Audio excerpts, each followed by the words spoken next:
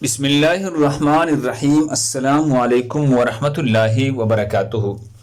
ناظرین گرامی، اصفہان کا ایک بہت بڑا رئیس اپنے بیگم کے ساتھ دسترخوان پر بیٹھا ہوا تھا۔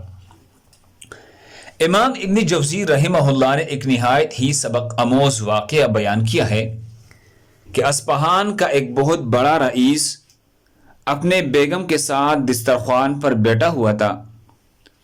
دسترخوان اللہ کی نعمتوں سے بھرا ہوا تھا۔ اتنے میں ایک فقیر نے یہ صدا لگائی کہ اللہ کے نام پر کچھ کھانے کے لیے دے دو۔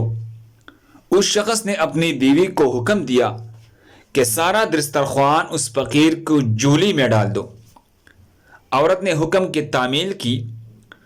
جس وقت اس نے اس فقیر کا چہرہ دیکھا تو دہاڑے مار کر رونے لگی۔ اس کے شوہر نے اس سے پوچھا، جی بیگم، آپ کو ہوا کیا ہے؟ اس نے بتلایا کہ جو شخص فقیر بن کر ہمارے گھر پر دستک دے رہا تھا وہ چند سال پہلے اس شہر کا سب سے بڑا مالدار اور ہماری اس کوٹھی کا مالک اور میرا سابق شوہر تھا۔ چند سال پہلے کی بات ہے کہ ہم دونوں دسترخوان پر ایسی ہی بیٹھ کر کھانا کھا رہے تھے جیسا کہ آج کھا رہے تھے۔ اتنے میں ایک فقیر نے صدا لگائی کہ میں 2 دن سے بھوکا ہوں، اللہ کے نام پر کھانا دے دو۔ یہ شخص دسترخوان سے اٹھا اور اس فقیر کی اس قدر پٹائی کی کہ اسے لہو لہان کر دیا۔ نہ جانے اس فقیر نے کیا بد دعا دی کہ اس کی حالت دگرگو ہو گئی، کاروبار ٹپ ہو گیا اور وہ شخص فقیر و قلاش ہو گیا۔ اس نے مجھے بھی طلاق دے دی کہ چند سال گزرنے کے بعد میں آپ کے زوجیت میں آ گئی۔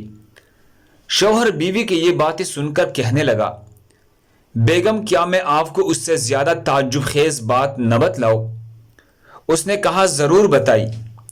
کہنے لگا، جس فقیر کی آپ کے سابق شوہر نے پٹائی کی تھی وہ کوئی دوسرا نہیں بلکہ میں ہی تھا۔ گردش زمانہ کا ایک عجیب نظارہ یہ تھا کہ اللہ تبارک و تعالی نے اس بدمست مالدار کی ہر چیز، مال کوٹھی حتیٰ کہ بیوی بھی چھین کر اس شخص کو دے دیا جو فقیر بن کر اس کے گھر پر آیا تھا، اور چند سال بعد پھر اللہ تبارک و تعالی اس شخص کو فقیر بنا کر اسی کے در پر لے آیا۔ اللہ ہم سب کو اس پر عمل کرنے کی توفیق عطا فرمائے۔ دوسرے مسلمانوں کی فائدے کے لیے آگے ضرور شیئر کریں۔ جزاکم اللہ۔